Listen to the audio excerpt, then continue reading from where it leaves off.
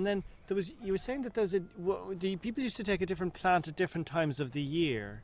So in February, vechan sloke, was it? Oh, sloke. Sloke. Sloke, sin detox faster. Sloke sa fiore. Báchrán sa huerta. Agus a fágu sa na bran. Sin trí reiche. Aha.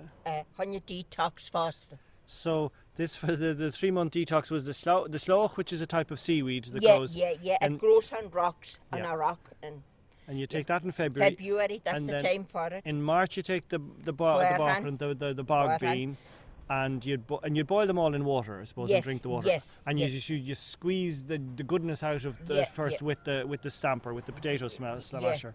And then the Faochain, is that thistles, do you think? No, don't try this. Oh, they're shells. Shells. Oh yeah, they're not periwinkles. Shani. Miong in it are mead. Oh, yeah. Faochain. Shine. So you'd boil up the periwinkles. Thing on it and you get a pin. Needle.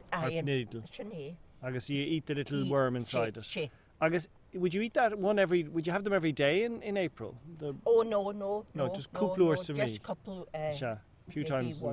Once or twice.